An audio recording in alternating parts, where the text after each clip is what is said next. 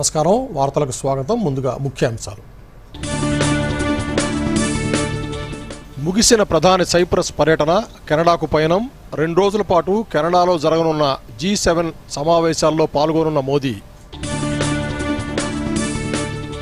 యుద్ధాలకు ఇది సమయం కాదన్న ప్రధానమంత్రి. పశ్చిమాసియా, యూరోప్లో సంఘర్షణలు చర్చల ద్వారానే పరిష్కారమవుతాయని వెల్లడి. స్కిల్ ఇండియా విధానాలను తెలంగాణలో సమర్థవంతంగా అమలు చేస్తామన్న జయంత్ చౌదరి. ప్రధానమంత్రి జాతీయ అప్రెంటిస్షిప్ మేళా, జాబ్ మేళాలను హైదరాబాద్లో ప్రారంభించిన కేంద్ర మంత్రి. అన్నదాతల ఖాతాల్లో రైతు భరోసా నిధులు. ఇచ్చిన హామీ మేరకు ఎకరానికి 12,000 జమ చేస్తామన్న సీఎం రేవంత్ రెడ్డి. ఎకరాల వారీగా కాకుండా అందరికీ ఒకేసారి ఇస్తామని స్పష్టీకరణ. ముగిసిన కేటీఆర్ ఏసీబీ విచారణ, అవసరమైతే మరోసారి రావాలన్న అధికారులు. తాను ఎటువంటి తప్పు చేయలేదన్న కేటీఆర్. స్థానిక సంస్థల ఎన్నికల్లో కాంగ్రెస్ను ఓడించాలని పిలుపు. ఇజ్రాయెల్లోని అమెరికా ఎంబసీపై ఇరాన్ క్షిపణి దాడి. ప్రతి దాడికి సిద్ధమవుతున్నామన్న ఇజ్రాయెల్. అణ్వస్త్ర వ్యాప్తి నిరోధక ఒప్పందం నుంచి వైదొలుగుతామంటూ ఇరాన్ హెచ్చరిక. రాష్ట్ర వ్యాప్తంగా 5 రోజుల పాటు ఓ మోస్తరు వానలు. పలు జిల్లాలకు ఎల్లో అలర్ట్ జారీ చేసిన వాతావరణ శాఖ. వివరాల్లోకి వెళ్తే, ప్రధానమంత్రి నరేంద్ర మోదీ సైప్రస్ పర్యటనను విజయవంతంగా ముగించుకుని కెనడాకు బయలుదేరారు. కెనడా ప్రధానమంత్రి మార్క్ కార్నీ ఆహ్వానం మేరకు మోదీ G7 శిఖరాగ్ర సదస్సులో పాల్గొంటారు. ఇది మోదీ 6వసారి పాల్గొంటున్న G7 సదస్సు. ఈ సందర్భంగా మోదీ G7 దేశాల నాయకులు, ఆహ్వానిత దేశాలు, అంతర్జాతీయ సంస్థల అధిపతులతో ఇంధన భద్రత, సాంకేతికత, కృత్రిమ మేధస్సు, ఇంధన సంబంధం, క్వాంటం సంబంధిత అంశాలపై చర్చిస్తారు. కాగా G7 అనేది France, America, Britain, Germany, Japan, Italy, Canada, European యూనియన్లతో కూడిన 7 అభివృద్ధి చెందిన ఆర్థిక వ్యవస్థల సమూహం. ఈ ఏడాది సదస్సు సమాజ రక్షణ, ఇంధన భద్రత, డిజిటల్ మార్పు, భవిష్యత్ భాగస్వామ్యాలపై దృష్టి సారిస్తుంది. భారత్ గత కొన్నేళ్లుగా G7 సదస్సు అవుట్ రీచ్ సెషన్కు ఆహ్వానం పొందుతోంది.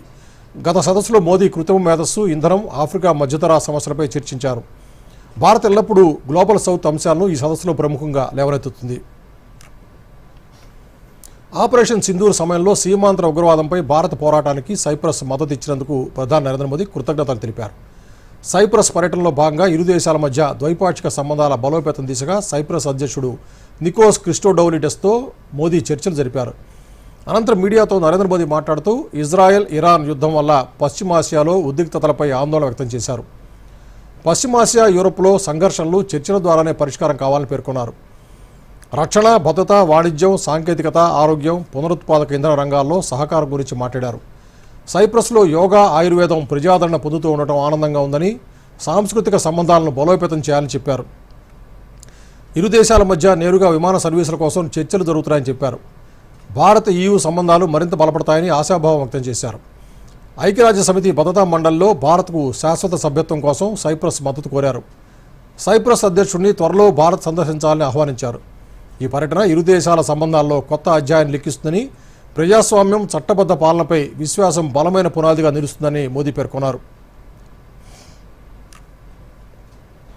साइप्रस में योग और आयुर्वेद के प्रसार को देखकर हम उत्साहित हैं. भारतीय टूरिस्ट के लिए भी साइप्रस एक पसंदीदा डेस्टिनेशन है. उनके लिए डायरेक्ट एयर कनेक्टिविटी बनाने पर जोर दिया जाएगा. हमने निश्चय किया कि मोबिलिटी एग्रीमेंट को जल्द पूरा करने के लिए काम किया जाएगा. फ्रेंड्स, यूरोपियन यूनियन में साइप्रस हमारा विश्वसनीय पार्टनर है. अगले वर्ष साइप्रस की यूरोपियन यूनियन अध्यक्षता के लिए हम शुभकामनाएं देते हैं. हमें विश्वास है कि आपकी अध्यक्षता में भारत और EU संबंधों में नए आयाम जुड़ेंगे. आशा करता हूं जल्द ही भारत में आपका स्वागत करने का अवसर मिलेगा. 10 ఏళ్లలో బీఆర్ఎస్ ప్రభుత్వం చేయని రుణమాఫీని తాము 6 నెలల్లోనే పూర్తి చేశామని సీఎం రేవంత్ రెడ్డి పేర్కొన్నారు. తెలంగాణలో రైతుల సంక్షేమం కోసం ముఖ్యమంత్రి రేవంత్ రెడ్డి రాష్ట్ర వ్యాప్తంగా రైతు నేస్తం కార్యక్రమాన్ని ఘనంగా ప్రారంభించారు. ఈ కార్యక్రమంలో ఉప ముఖ్యమంత్రి మల్లు భట్టి విక్రమార్క, వ్యవసాయ శాఖ మంత్రి తుమ్మల నాగేశ్వరరావు, పలువురు ఎమ్మెల్యేలు పాల్గొన్నారు. ఈ రైతు నేస్తం కార్యక్రమం ద్వారా తెలంగాణ ప్రభుత్వం రైతులకు అండగా నిలిచేందుకు కృషి చేస్తోందని మంత్రులు తెలిపారు. వివరాలు చూద్దాం. రాష్ట్ర వ్యాప్తంగా 1600 రైతు వేదికల్లో రైతు నేస్తం కార్యక్రమాన్ని ముఖ్యమంత్రి రేవంత్ రెడ్డి ప్రారంభించారు. రంగారెడ్డి జిల్లా రాజేంద్రనగర్లోని ప్రొఫెసర్ జయశంకర్ వ్యవసాయ విశ్వవిద్యాలయం ఆడిటోరియంలో జరిగిన ఈ కార్యక్రమంలో 1500 మంది రైతులు పాల్గొన్నారు. యూనివర్సిటీ నుంచి 1034 రైతు వేదికల్లో ఈ కార్యక్రమం ప్రత్యక్ష ప్రసారమైంది. ఈ సందర్భంగా రైతులతో ముచ్చటించిన సీఎం గత బీఆర్ఎస్ ప్రభుత్వం తెచ్చిన ధరణి పోర్టల్ కొందరికే ప్రయోజనకరంగా మారిందని ఆరోపించారు. రాష్ట్రాన్ని 8 లక్షల కోట్ల రూపాయలు అప్పుల్లోకి నెట్టి ఉద్యోగుల జీతాలు, రిటైర్మెంట్ బెనిఫిట్స్ చెల్లించలేని స్థితికి తీసుకొచ్చారన్నారు. బీఆర్ఎస్ నేతలు ఫోన్ ట్యాపింగ్తో అరాచకం సృష్టించారని, సర్పంచ్ల బిల్లులను పెండింగ్లో పెట్టారని ఆరోపించారు. కాంగ్రెస్ ప్రభుత్వం 6 నెలల్లోనే 1,10,000 కోట్ల రూపాయలను రైతుల కోసం ఖర్చు చేసిందన్నారు. 21,000 కోట్ల రూపాయలు రుణమాఫీ చేసి చరిత్ర సృష్టించిందని సీఎం చెప్పారు.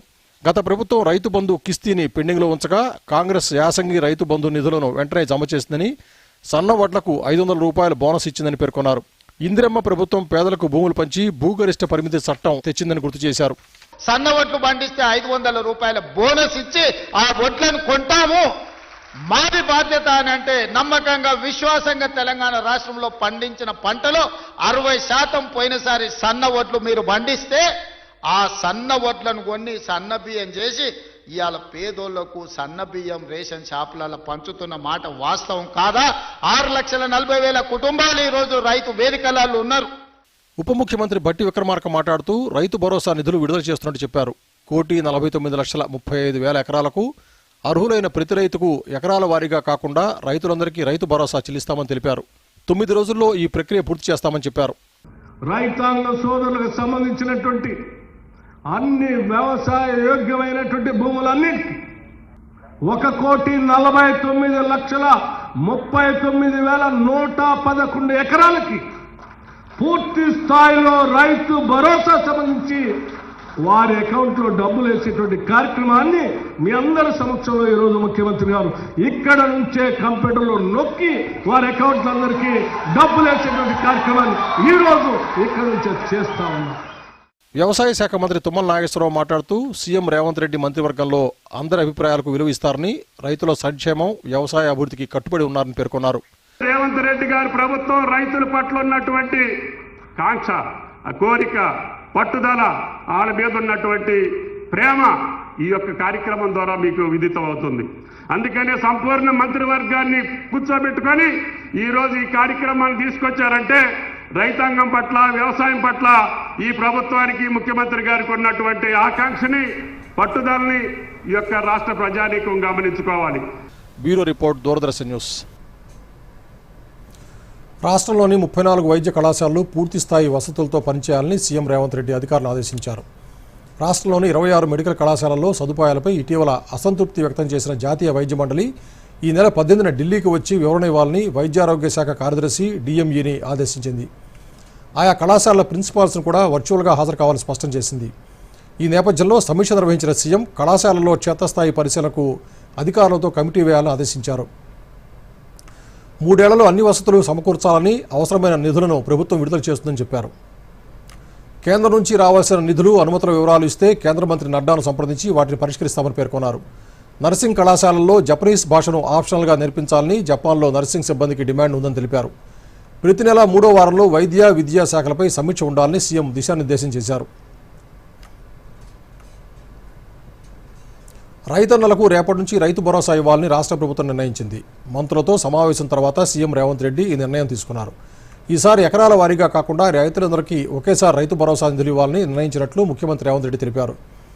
అంతేకాకుండా మంత్రులతో జరిగిన ఈ సమావేశంలో స్థానిక సంస్థల ఎన్నికలపై కూడా సీఎం చర్చించారు. జిల్లా నేతలతో ఇన్ఛార్జి మంత్రులు సమన్వయం చేసుకోవాలని చెప్పారు.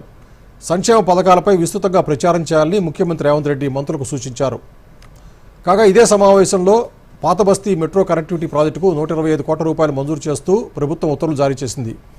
2025-26 బడ్జెట్లోనే 500 కోట్ల రూపాయలు కేటాయించింది. అందులో నుంచి 125 కోట్ల రూపాయలు విడుదల చేస్తూ పరిపాలన అనుమతులు ఇచ్చింది. వేములవాడ అభివృద్ధికి 25 కోట్ల రూపాయలు మంజూరు చేసింది. కౌశల్ మంథన్ కార్యక్రమం ద్వారా యువతకు నైపుణ్య శిక్షణ, ఉపాధి అవకాశాలు కల్పిస్తున్నామని కేంద్ర నైపుణ్యాభివృద్ధి, విద్యాశాఖ సహాయ మంత్రి జయంత్ చౌదరి అన్నారు. కౌశల్ మంథన్ కార్యక్రమంపై కన్హా శాంతివనంలో నిర్వహించిన దక్షిణాది రాష్ట్రాలు కేంద్రపాలిత ప్రాంతాల వర్క్షాప్కు జయంత్ చౌదరి ముఖ్య అతిథిగా హాజరయ్యారు. ఈ సందర్భంగా కేంద్ర మంత్రి మాట్లాడుతూ ప్రధానమంత్రి నరేంద్ర మోదీ ఆధ్వర్యంలో స్కిల్ ఇండియా మిషన్ ద్వారా యువతకు ఆధునిక నైపుణ్య శిక్షణ అందిస్తున్నామని తెలిపారు. కౌశల్ మంథన్ కార్యక్రమం ప్రాంతీయ స్థాయిలో నైపుణ్యాభివృద్ధికి దిక్సూచిగా మారిందని చెప్పారు. హైదరాబాద్ మరియు చెన్నైలోని నేషనల్ స్కిల్ ట్రైనింగ్ ఇన్స్టిట్యూట్లో సెంటర్ ఆఫ్ ఎక్సలెన్స్ ఏర్పాటు చేస్తామని చెప్పారు. ఈ వర్క్షాప్లో దక్షిణాది రాష్ట్రాల అధికారులు పాల్గొని తమ రాష్ట్రాల్లో అమలు చేస్తున్న నైపుణ్యాభివృద్ధి కార్యక్రమాలను వివరించారు.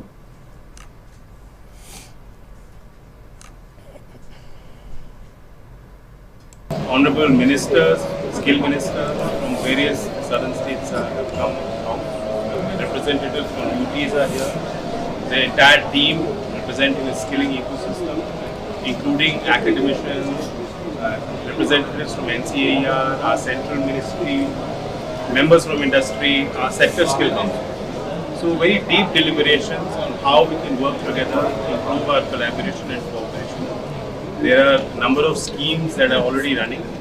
Recently, Cabinet has taken a decision. They've approved another 2 years, the PMKVY. We have created a new framework so that we can get better bottom-led dynamic skilling in our short-term training programs.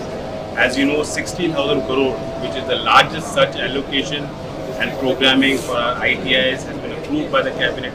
That scheme rollout is coming through. We need a lot of cooperation from industry and our state partners for that. A lot of these were discussed in detail. యువతకు ప్రతిభకు తగిన ఉద్యోగ అవకాశాలు కల్పించాలనే లక్ష్యంతో skill యూనివర్సిటీని ఏర్పాటు చేశామని మంత్రి శ్రీధర్బాబు అన్నారు. మాజీ ఎమ్మెల్సీ దిలీప్ కుమార్ ఆధ్వర్యంలో బషీర్బాగ్లోని ఉస్మానియా పీజీ లా కాలేజీలో ఏర్పాటు చేసిన mega job skill loan Mela ప్రారంభోత్సవ కార్యక్రమంలో కేంద్ర మంత్రి జయంత్ చౌదరి, మంత్రి శ్రీధర్బాబు, రాజ్యసభ సభ్యుడు ఆర్ కృష్ణయ్య తదితరులు పాల్గొన్నారు. కేంద్ర మంత్రి జయంత్ చౌదరి జ్యోతి ప్రజ్వలన చేసి మెగా జాబ్ స్కిల్ లోన్ మేళాను ప్రారంభించారు. ఈ సందర్భంగా మంత్రి శ్రీధర్బాబు మాట్లాడుతూ తెలంగాణను స్కిల్ క్యాపిటల్ ఆఫ్ ద గ్లోబ్గా అభివృద్ధి చేయాలన్న లక్ష్యంతో ఏర్పాటైన యంగ్ ఇండియా స్కిల్ యూనివర్సిటీకి కేంద్ర ప్రభుత్వం సహకారం అందించాలని కోరారు. నైపుణ్యాభివృద్ధిలో కేంద్రంతో కలిసి పనిచేసేందుకు రాష్ట్ర ప్రభుత్వం సిద్ధంగా ఉందన్నారు.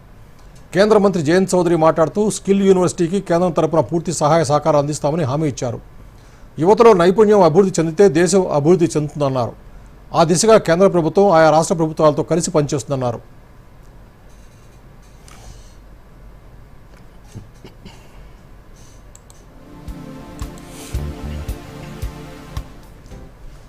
Young India Skills University, we would like to impart the skills required for the industry. And this university, we had come up, on the advice of our industry leaders, and it's totally run by our industry partners. And the government is only acting as a facilitator. So on that premise, we have come up with a statute, with an act, and we passed a legislation to come up with a new university, Young India Skills University, which is in operation right now. And many students or many people who are graduated are taking their skill training right now in that Skills University. I congratulate the state government of Telangana on the initiative they are taking. Yesterday I had a long discussion with the Honorable Chief Minister. As Sridharji was explaining, the Skill University initiative is a very good initiative. It will also hopefully target the fact that skilling for young people has to be made aspirational. It is not that it's the last option. Oh, I have not got a job, what do I do? Okay, let me do skill. Let me do short-term training. No, it must be made aspirational. And I think that's also something that will be achieved from this event today. A lot of hand-holding, mentoring will happen. Large number of industry partners are participating. Banks are here to provide loans, to provide counseling. There are academicians here to tell the young people about the career pathways, learning pathways, the flexibility that is open to you. ఇప్పుడు ప్రకటనలు. 3 కాలేజీలలో don't worry, fee చూడు. ఎలా ఉన్నారు? ఏంటి విషయం? Fees కోసం tension. Rahul కి బ్యాంక్ అకౌంట్ ఉందిగా, సమస్య తీరినట్లే. బ్యాంక్ ద్వారా అవసరానికి సరిపడా స్టూడెంట్ ఎడ్యుకేషన్ లోన్ సులభంగా దొరుకుతుంది. అదీను 4 లక్షల వరకు తాకట్టు లేకుండా. అదెక్కడ? అదే స్వీట్. ఆర్బీఐ అంటుంది చేయండి సరైన ఆరంభం, అవ్వండి ఫైనాన్షియలీ స్మార్ట్. వార్తల్లోకి తిరిగి స్వాగతం. తెలంగాణ మంత్రి పొంగులేటి శ్రీనివాసరెడ్డిపై టీపీసీసీ చీఫ్ మహేష్ కుమార్ గౌడ్ ఆగ్రహం వ్యక్తం చేశారు. రిజర్వేషన్ల అంశంతో ముడిపడి ఉన్న స్థానిక సంస్థల ఎన్నికలపై పొంగులేటి ప్రకటన చేయడాన్ని ఆయన తప్పుపట్టారు. కేబినెట్లో చర్చించాల్సిన అంశాలను ముందుగానే మీడియాతో మాట్లాడటం సరికాదన్నారు. పార్టీలో చర్చించకుండా అలాంటి ప్రకటనలు చేయొద్దని మహేష్ గౌడ్ సూచించారు. ఒకరి మంత్రిత్వ శాఖకు సంబంధించిన అంశంపై మరో మంత్రి మాట్లాడటం సరికాదన్నారు. కోర్టు పరిధిలో ఉన్న అంశాలపై మంత్రులు మాట్లాడేటప్పుడు అన్ని అంశాలను పరిగణలోకి తీసుకోవాలని సూచించారు. మంత్రులు వారి శాఖల పరిధిలోని అంశాలపైనే మాట్లాడాలని, సున్నిత కోర్టు పరిధిలోని అంశాలపై మాట్లాడేటప్పుడు చాలా జాగ్రత్తగా వ్యవహరించాలని మహేష్ కుమార్ గౌడ్ సూచించారు. స్థానిక ఎన్నికలపై 4-5 రోజుల్లో స్పష్టత వస్తుందని మాత్రమే తాను చెప్పానని, ఎన్నికల నోటిఫికేషన్ గురించి ఎక్కడా మాట్లాడలేదని మంత్రి సీతక్క స్పష్టతనిచ్చారు. స్థానిక సంస్థల ఎన్నికలపై కేబినెట్ నిర్ణయం లేకుండానే మంత్రులు ప్రకటన చేస్తున్నారంటూ టీపీసీసీ చీఫ్ ఆగ్రహం వ్యక్తం చేసిన నేపథ్యంలో మంత్రి సీతక్క స్పందించారు. స్థానిక సంస్థల ఎన్నికలకు సంబంధించి తన మాటలను వక్రీకరించారన్నారు. లోకల్ బాడీ ఎన్నికలకు వారంలో నోటిఫికేషన్ వస్తుందని తాను ఎక్కడా చెప్పలేదని, స్థానిక ఎన్నికలు ఎప్పుడు ఉంటాయనే విషయంలో వారంలో స్పష్టత వస్తుందని మాత్రమే చెప్పానన్నారు. సోమవారం హైదరాబాద్లో మీడియాతో మాట్లాడిన సీతక్క కేబినెట్లో నిర్ణయం జరగకుండా తాను ఎలా చెబుతానని ప్రశ్నించారు. తన వ్యాఖ్యలు తప్పుగా వెళ్తున్నాయన్న విషయాన్ని గ్రహించే వివరణ ఇస్తున్నట్టు చెప్పారు. ఎందుకంటే ఒక ఉమ్మడి నిర్ణయం ఉంటుంది కాబట్టి కేబినెట్ లో డిస్కస్ చేసే మీకు చెప్తాను. అనేక సందర్భాల్లో మీడియా సోదరులకు పంచాయతీ ఎన్నికలకు సంబంధించి అడిగినప్పుడు అనేక సందర్భాల్లో మా కేబినెట్ నిర్ణయం ప్రకారం చెప్తామని చెప్పేది. నాకు కొంచెం జ్ఞానం ఉన్నది. మరీ అడవి బిడ్డలమని మరీ ఏది పడుతుంది రాస్తాం, ఏది పడుతుంది అంటాము అని అంటే నాకు కూడా చాలా ఆవేదనకు గురవుతున్నా. ఆ రోజు వెంటనే మేము రిజైన్ అంటే రిప్లై కూడా ఇచ్చినాం. నేనేమన్నా అంటే మా కార్యకర్తల మీటింగ్ లో 1-2 నెలల్లో రావచ్చు ఎలక్షన్స్, కానీ ఏదైనా ఒక స్పష్టత రావాలంటే ఒక 4-5 రోజులలో, వారం రోజులలో చెప్తాము అని. ఎందుకంటే అప్పుడు కేబినెట్ ఏ రోజు అనేది నాకు ఇంకా క్లారిటీ లేదు.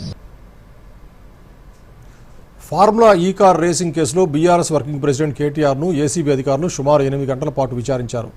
బంజారాహిల్స్లోని ఏసీబీ కార్యాలయంలో ఉదయం 10 గంటలకు హాజరైన కేటీఆర్ను 3 సభ్యుల ఏసీబీ బృందం ఈ కేసుకు సంబంధించిన ఆర్థిక లావాదేవీలు, నిర్ణయాలపై ప్రశ్నించింది. విచారణ ముగిసిన అనంతరం కేటీఆర్ తెలంగాణ భవన్కు బయలుదేరారు. కాగా ఈ కేసులో 2023లో హైదరాబాద్లో జరిగిన ఫార్ములా ఈ రేసు కోసం హెచ్ఎండిఏ నుంచి లండన్కు చెందిన ఫార్ములా ఈ ఆర్గనైజేషన్కు 44 నుంచి 55 కోట్ల రూపాయలు అనుమతి లేకుండా బదిలీ చేసినట్టు ఆరోపణలున్నాయి. ఈ లావాదేవీలు మోడల్ కోడ్ ఆఫ్ కండక్ట్ అమల్లో ఉన్న సమయంలో జరిగాయని ఏసీబీ ఆరోపిస్తోంది. మరోవైపు కేటీఆర్ ఈ విచారణను రాజకీయ కక్ష సాధింపుగా అభివర్ణించారు. తాను చట్టాన్ని గౌరవిస్తూ ఎన్నిసార్లు పిలిచినా విచారణకు హాజరవుతానని, అవసరమైతే జైలుకు వెళ్లడానికైనా సిద్ధమని తెలిపారు. ముఖ్యమంత్రి రేవంత్ రెడ్డితో కలిసి లై డిటెక్టర్ టెస్టుకు సిద్ధమని సవాల్ విసిరారు. విచారణకు ముందు కేటీఆర్ తెలంగాణ భవన్లో బీఆర్ఎస్ కార్యకర్తలతో సమావేశమై పార్టీ నిర్వహణపై చర్చించారు. ఈ కేసులో గతంలో జనవరిలో కూడా ఏసీబీ కేటీఆర్ను విచారించగా అవసరమైతే మళ్లీ పిలుస్తామని అధికారులు తెలిపారు. విచారణ అనంతరం కేటీఆర్ మీడియాతో మాట్లాడారు. తాను ఏ తప్పు చేయలేదని, జైలుకు పంపినా సంతోషంగా వెళ్లి వస్తానన్నారు. ఈ ఫార్ములా రేసింగ్ వ్యవహారంలో ఎక్కడ అవినీతి జరగలేదని, ఎక్కడ అవినీతి జరిగిందో చెప్పాలని తానే ప్రశ్నించానన్నారు. బీఆర్ఎస్ నేతలను జైలుకు పంపాలని కాంగ్రెస్ కక్ష కట్టిందని, స్థానిక సంస్థల ఎన్నికల్లో కాంగ్రెస్ను ఓడించాలని పిలుపునిచ్చారు.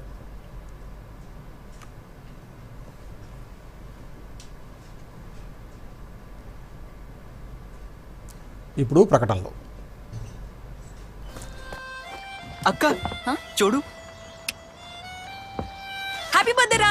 చూపించు. నా ఫేవరెట్ కలర్. ఎప్పుడు షాపింగే.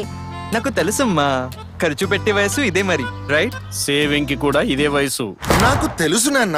పొదుపు చేయండి, సరైన చోట పెట్టుబడి పెట్టండి. పెట్టుబడి డబ్బుపై వడ్డీ వస్తుంది. దాన్ని మళ్ళీ పెట్టుబడి పెట్టడం వల్ల వడ్డీ వస్తూనే ఉంటుంది. నాకు తెలుసు కదా. ఆర్బీఐ అంటుంది చేయండి సరైన ఆరంభం, అవ్వండి ఫైనాన్షియలీ స్మార్ట్. వార్తల్లోకి తిరిగి స్వాగతం. ఫార్ములా ఈ కార్ రేసింగ్ కేసులో బీఆర్ఎస్ వర్కింగ్ ప్రెసిడెంట్ కేటీఆర్ను ఏసీబీ విచారించింది. ఈ నేపథ్యంలో దీనిపై ఎమ్మెల్సీ కవిత స్పందించారు. మీడియాతో మాట్లాడుతూ రాష్ట్రంలోని ప్రధాన సమస్యల నుంచి దృష్టి మరల్చేందుకే ఏసీబీ విచారణలంటూ కాంగ్రెస్ హడావుడి చేస్తోందని ఆరోపించారు. తమ కార్యకర్తలను, నేతలను ఇళ్లకు రాకుండా అడ్డుకోవడం దారుణమన్నారు. మొన్న కాళేశ్వరం కమిషన్ పేరుతో కేసీఆర్ను విచారించారని, ఇప్పుడు కేటీఆర్ను ఏసీబీ విచారిస్తోందని కవిత పేర్కొన్నారు. తాము వేధింపులకు భయపడే వాళ్ళం కాదని, తమ మీద ఎవరైనా దాడికి వస్తే కలిసికట్టుగా ఎదుర్కొంటామన్నారు. కాంగ్రెస్ ప్రభుత్వం అధికారంలోకి వచ్చిన తర్వాత ఒక్కసారి మాత్రమే రైతు భరోసా ఇచ్చిందని, అది కూడా 60% మంది రైతులకే ఇచ్చిందని ఆరోపించారు. మిగిలిన 40% మందికి ఎప్పుడు రైతు భరోసా ఇస్తారో ప్రభుత్వం చెప్పాలని డిమాండ్ చేశారు.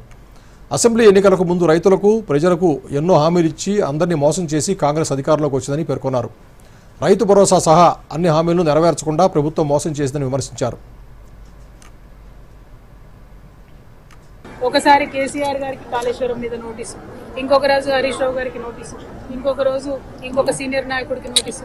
ఇవాళ మరి కేటీఆర్ గారికి మరి నాకు తెలిసి 5వ 6వ నోటీసు ఇవ్వడం, ఒకటి నోటీసులు ఇచ్చిన ప్రతిసారి ప్రతి ఒక్కరు ఏదో ఒకటి మాట్లాడి మొత్తానికి ప్రజా సమస్యల నుంచి దృష్టి మరల్చాలే, వాళ్ళు పబ్బం కట్టుకోవాలని చూస్తున్నటువంటి సందర్భాన్ని మనం గమనిస్తున్నాం. నేను ఈ వైఖరిని తీవ్రంగా ఖండిస్తా ఉన్నాను. మేము ఎప్పుడో చెప్పినాం, నోటీసులు ఇస్తే పోతాం, జవాబిస్తాం, మేమేం తప్పు చేసింది లేదని మా పార్టీ తరఫు నుండి మా నాయకులందరూ కూడా అన్ని సందర్భాల్లో కూడా చెప్పినటువంటి విషయం మీ అందరికీ తెలిసిందే.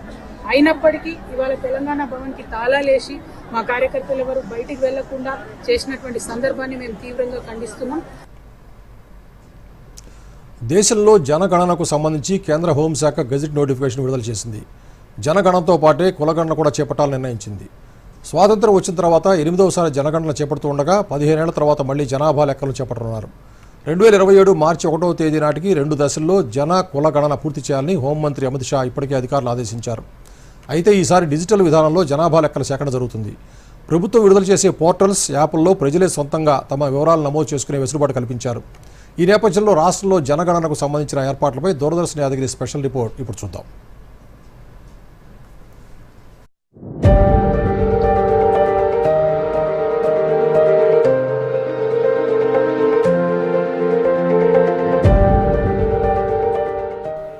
ప్రజల ఆర్థిక, సామాజిక సమాచారాన్ని సేకరించడం, సంకలనం చేయటం, విశ్లేషించటం, ఆ తర్వాత దాన్ని ప్రజలకు అందుబాటులోకి తేవటాన్ని జనగణన అంటారు. జనగణనలో భాగంగా దేశవ్యాప్తంగా ఉన్న ప్రజల సంఖ్యతో పాటు వయస్సు, లింగం, భాష, మతం, విద్య, వృత్తి, ఎక్కడ నివసిస్తున్నారనే వివరాలు సేకరిస్తారు. ఈ గణాంకాల ఆధారంగా ప్రభుత్వ విధానాలు, సంక్షేమ పథకాలను రూపొందించి అమలు చేస్తారు. స్వాతంత్రం వచ్చిన తర్వాత 8వసారి జనాభా లెక్కలు చేపట్టనుండగా ఈసారి జనగణనలో కులాన్ని కూడా చేర్చారు. ఇందుకోసం 34 లక్షల మంది ఎన్యూమరేటర్లు, 1,30,000 మంది సూపర్వైజర్లు, ఇతర సిబ్బందితో డిజిటల్ పద్ధతిలో జనాభాను లెక్కించనున్నారు. 2 దశల్లో చేపట్టనున్న ఈ జనగణనలో మొదటి దశలో గృహాల జాబితా, ప్రతి ఇంటి నివాస పరిస్థితులు, ఆస్తుల వివరాలు సేకరిస్తారు. 2వ దశలో ప్రతి ఇంటిలో కుటుంబ సభ్యుల వివరాలు, సామాజిక, ఆర్థిక, సాంస్కృతిక, ఇతర వివరాలు సేకరిస్తారు. జనగణనకు సంబంధించి కేంద్రం గెజిట్ విడుదల చేసిన నేపథ్యంలో రాష్ట్రంలో జనాభా లెక్కలు చేపట్టేందుకు అధికారులు సిద్ధమవుతున్నారు. ఇందుకు అవసరమైన ఏర్పాట్లను ఇప్పటికే మొదలుపెట్టారు. జనాభా లెక్కల కోసం అత్యంత కీలకమైన ఎన్యూమరేటర్ల సంఖ్యపై ప్రాథమికంగా అంచనాకు వచ్చారు. దాదాపుగా 85,000 మంది ఎన్యూమరేటర్లు అవసరం అవుతారని భావిస్తున్నారు. జనగణనకు ఎన్యూమరేటర్లు, సూపర్వైజర్లు, సిబ్బందితో పాటు మున్సిపల్ కమిషనర్లు, తహసీల్దార్లు, మండల, జిల్లా స్థాయి అధికారులు ఇలా అందరూ కలిసి మరో 5,000 మంది వరకు అవసరమవుతారని లెక్కలు వేశారు. వారితో కలిపి రాష్ట్ర వ్యాప్తంగా కనీసం 90,000 మంది ప్రభుత్వ ఉద్యోగులు జనాభా లెక్కల్లో నిమగ్నం కావాల్సి ఉంటుందని జనాభా లెక్కల అధికారులు చెబుతున్నారు. వీరు జనాభా లెక్కల్లో పాల్గొంటున్నందుకు కేంద్ర ప్రభుత్వ వేతనానికి అదనంగా మరికొంత మొత్తాన్ని చెల్లిస్తుంది. ఒక్కో ఎన్యూమరేటర్కు 750 నుంచి 850 మంది జనాభా లేదా 180 నుంచి 200 వరకు ఇళ్లను కేటాయిస్తారు. వీటిల్లో జనగణన, కులగణన చేయాల్సి ఉంటుంది. ఎన్యూమరేటర్లుగా 85,000 మంది అవసరం కావడంతో జిల్లాలు, మండలాల ప్రభుత్వ టీచర్లు ఎంతమంది ఉన్నారనే లెక్కలు మొదట తీయాలని నిర్ణయించారు. అప్పటికి కూడా సరిపోకుంటే గ్రామీణ ప్రాంతాల్లో పంచాయతీరాజ్, రెవెన్యూ, అంగన్వాడీ, ఆశా వర్కర్లు, వివిధ శాఖల ఇంజనీర్ల సేవలు వినియోగించుకుంటారు. పట్టణ ప్రాంతాల్లో అయితే కేంద్ర ప్రభుత్వ ఉద్యోగులను కూడా వినియోగించుకోవాలని నిర్ణయించారు. టీచర్ల లెక్క తేలిన తర్వాతే ఇతర శాఖల వారు ఎంతమంది అవసరమనేది నిర్ణయిస్తామని అధికారులు చెబుతున్నారు. పట్టణాల్లో అత్యంత వేగంగా జనాభా పెరగడం, విస్తరించడంతో ఇక్కడ ఓటర్ జాబితా ప్రకారం ఎన్యూమరేటర్లను కేటాయించాలని ప్రాథమికంగా నిర్ణయించారు. ఎన్యూమరేటర్లు వచ్చే ఏప్రిల్ నుంచి మేలోగా హౌస్ లిస్టింగ్ జాబితాను తయారు చేస్తారు. ఇందులో భాగంగా ప్రతి ఇంటి పెద్దకు సంబంధించిన వివరాలు సేకరిస్తారు. ఈ ప్రక్రియ మొత్తం 45 రోజుల పాటుగా సాగుతుంది. 2వ దశలో 2027 ఫిబ్రవరి 9 నుంచి 28 వరకు పాపులేషన్ ఎన్యూమరేషన్ జరుగుతుంది. ఈ దశలో కుటుంబ సభ్యుల వివరాలను, వారికి సంబంధించిన సమగ్ర సమాచారాన్ని తీసుకుంటారు. మార్చి 1 నుంచి 5 వరకు ఇళ్లు లేని వారు, సంచార జీవనం సాగించే వారి వివరాలను ప్రత్యేకంగా సేకరిస్తారు. కుటుంబ సభ్యుల సమాచారం తెలుసుకోవడానికి ఇప్పటికే 34 అంశాలతో ఓ ప్రశ్నావళిని కేంద్రం రూపొందించింది. అయితే వీటిలో కొద్దిపాటి మార్పులు, చేర్పులు ఉండే అవకాశం ఉందని, కులగణన కూడా చేపడుతున్నందున అదనంగా కులం అనే అంశాన్ని చేరుస్తారని అధికారులు చెబుతున్నారు. Bureau report, Doordarshan news. Yoga ప్రతి ఒక్కరి జీవితంలో భాగం కావాలనేదే ప్రభుత్వ ఉద్దేశమని ఆంధ్రప్రదేశ్ సీఎం చంద్రబాబు అన్నారు. ఆఫ్లైన్, ఆన్లైన్లో నిరంతర శిక్షణ ఇచ్చేలా చర్యలు చేపట్టాలని ఆదేశించారు. ఏపీ విశాఖలో ఈ నెల 21న నిర్వహించబోతున్న యోగా దినోత్సవ ఏర్పాట్లపై చంద్రబాబు సమీక్ష నిర్వహించారు. యోగా దినోత్సవ ఏర్పాట్లపై స్పెషల్ చీఫ్ సెక్రటరీ కృష్ణబాబు చంద్రబాబుకు వివరించారు. భద్రతా ఏర్పాట్లపై డీజీపీ హరీష్ గుప్తా వివరించారు. అనంతరం చంద్రబాబు మీడియాతో మాట్లాడుతూ 10 ఏళ్ల తర్వాత అతిపెద్ద యోగా కార్యక్రమం చేపడుతున్నామని తెలిపారు. వరల్డ్ బుక్ ఆఫ్ రికార్డ్స్కి ఎక్కేలా ఏర్పాట్లు పర్యవేక్షించాలని ఆదేశించారు. సెక్రటేరియట్ యూనిట్ సిబ్బంది పర్యవేక్షణ ఏర్పాటు చేయాలన్నారు. సెక్రటరీ సిబ్బంది పోలీసులు సమన్వయంతో పనిచేయాలని సూచించారు. యోగా నిర్వహణలో కొత్త రికార్డు సృష్టించబోతున్నామని ఆశాభావం వ్యక్తం చేశారు. దాదాపు 3.4 లక్షల మందికి ఒకే ప్రాంతంలో ఏర్పాట్లు చేస్తున్నామని చంద్రబాబు అన్నారు. అంతకుముందు యోగా కార్యక్రమానికి సంబంధించిన ఏర్పాట్లను పరిశీలించారు. ఆర్కే బీచ్ వద్దకు వెళ్లి జిల్లా అధికారులతో మాట్లాడి పలు సూచనలు చేశారు. విఐపీల భద్రత తదితర అంశాలపై అధికారులు సీఎంకు వివరించారు. అహ్మదాబాద్ విమాన ప్రమాదం విచారణ కోసం కేంద్ర ప్రభుత్వం ఏర్పాటు చేసిన ఉన్నత స్థాయి కమిటీ తొలి సమావేశం న్యూఢిల్లీలో జరిగింది. కేంద్ర హోం సెక్రటరీ గోవింద్ మోహన్ అధ్యక్షతన జరిగిన ఈ సమావేశంలో సివిల్ ఏవియేషన్ మంత్రిత్వ శాఖ కార్యదర్శి, హోం మంత్రిత్వ శాఖ సీనియర్ అధికారులు, గుజరాత్ హోం డిపార్ట్మెంట్ తదితర అధికారులు హాజరయ్యారు. ఈ కమిటీ 3 నెలల్లో నివేదిక సమర్పిస్తుంది. భవిష్యత్తులో ఇలాంటి సంఘటనలను నివారించేందుకు స్టాండర్డ్ ఆపరేటింగ్ ప్రొసీజర్స్ రూపొందించడంపై ఈ నివేదిక దృష్టి సారిస్తుంది. విమాన ప్రమాద సాంకేతిక అంశాలపై air craft accident investigation bureau విడిగా విచారణ జరుపుతోంది. ఎన్డీఎంఏ, ఎన్డీఆర్ఎఫ్, సిడిఆర్ఐ సంస్థలను కేంద్ర హోంమంత్రి అమిత్ షా ప్రశంసించారు. ఈ సంస్థలు గత 10 ఏళ్లలో భారత్ను విపత్తు నిర్వహణలో ప్రపంచ నాయకుడిగా మార్చాయని అన్నారు. న్యూఢిల్లీలో రాష్ట్రాలు, కేంద్రపాలిత ప్రాంతాల రిలీఫ్ కమిషనర్లు, విపత్తు స్పందన దళాల సమావేశంలో అమిత్ షా పాల్గొని ప్రసంగించారు. ఎన్డీఎంఏ విధానాలను రూపొందించడం, పరిశోధన చేయడం, అనేక అధ్యయనాలకు ప్రజలకు అందించడం, యాప్లను తయారు చేయడంలో గొప్ప పనితీరు కనబరిచిందని తెలిపారు. ఎన్డీఆర్ఎఫ్ దేశవ్యాప్తంగా అనితర సేవలు అందిస్తోందని, state disaster response force SDRF కూడా ముఖ్యమైన పాత్ర పోషించిందని చెప్పారు. సిడిఆర్ఐ ద్వారా భారత్ ప్రపంచ స్థాయిలో గుర్తింపు పొందిందని పేర్కొన్నారు. గత 10 ఏళ్లు భారత్ వేగం, సామర్థ్యం, ఖచ్చితత్వంలో ఎన్నో విజయాలు సాధించిందని తెలిపారు. విపత్తు ప్రమాద నివారణలో దేశం గొప్ప విజయాలు సాధించిందని చెప్పారు. స్థానిక సంస్థలు, ప్రజలు, రాష్ట్ర కేంద్ర ప్రభుత్వాలు, భద్రతా సిబ్బంది, శాస్త్రవేత్తలు కలిసి పనిచేస్తే మరిన్ని విజయాలు సాధ్యమవుతాయని అమిత్ షా పేర్కొన్నారు.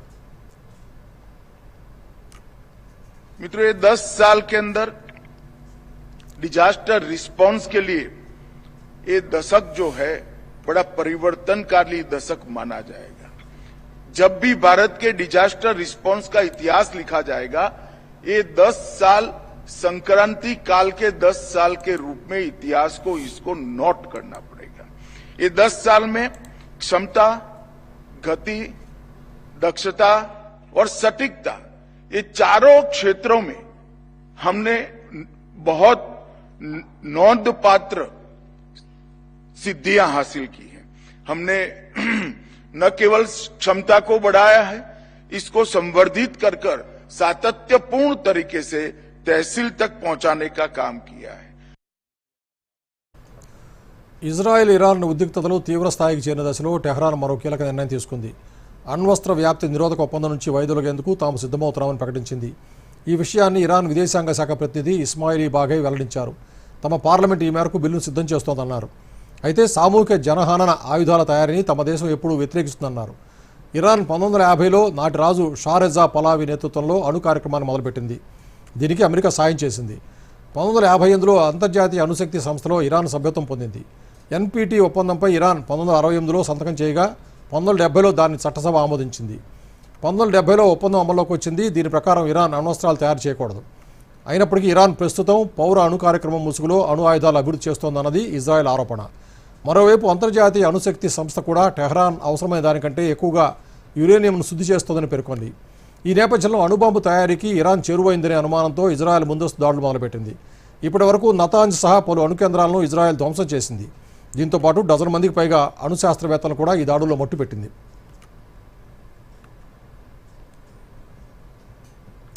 తెలంగాణలో మరో 5 రోజుల పాటు వర్షాలు కురుస్తాయని వాతావరణ శాఖ తెలిపింది. ఉరుములు, మెరుపులు, ఈదురుగాలులతో కూడిన వానలు పడతాయని వెల్లడించింది.